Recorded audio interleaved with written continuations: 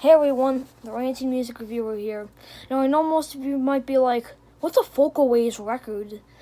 Well, it was like some label that existed, I believe, in the 1950s. It put out these really weird, like 10 inches that came in these like weird cases. Here, you see? These really awful cases that that obviously show their low budgetness. So I got two here in this bin here. This is the story of jazz and 1, 2, 3 and the zin zin zin. Let's just start with the story of jazz. So right off the bat, this cover looks horrible. I mean, it's not like with the actual design, no, but the condition. The condition is just horrid. One of the worst condition album covers I've ever seen in my life. Service Corpse, and there's a sticker part, whatever, it sucks. And then the back here gives you this track listing. Descriptive notes are an inside pocket. So you get all of the characteristics, 3 songs. And before we start, I wanted to show you what I found. So on the other side of it, guess what I found? Some Barry Eckstein. Now I don't know which one is first. Maybe If is the B side and When You Return is the A side, or maybe When You Return is the A side and If is the B side. I don't know enough about Barry Eckstein to know about that. Whatever. Let me just put it somewhere safe. There you go. I put it somewhere that's probably safe.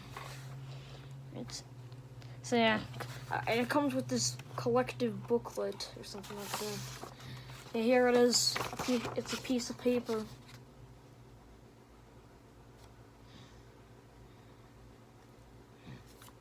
Apparently there were other records you could buy on Folkaways, according to this, it seems. But I don't know.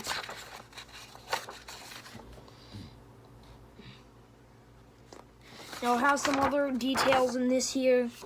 This was before gatefolds were really a thing.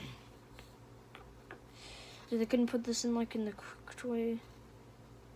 So here's like the narration or something like that. Pretty much you can just read it all and then you'll be set, I guess. I don't know. Doesn't really strike a chord with me. Now this one I didn't put on, but at least these do come in paper sleeves. Now if you look here, this is what a disc looks like. These are, I believe, 10 inches.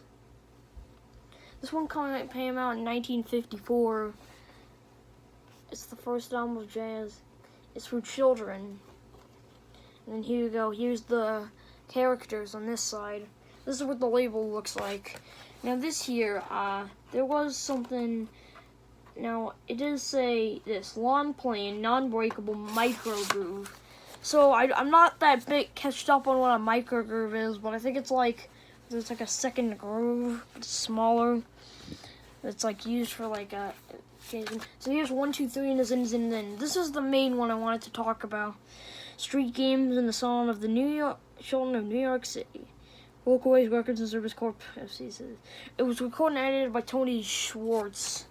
And the back just looks pretty much the same. It doesn't have any cool booklet. It just has the record here.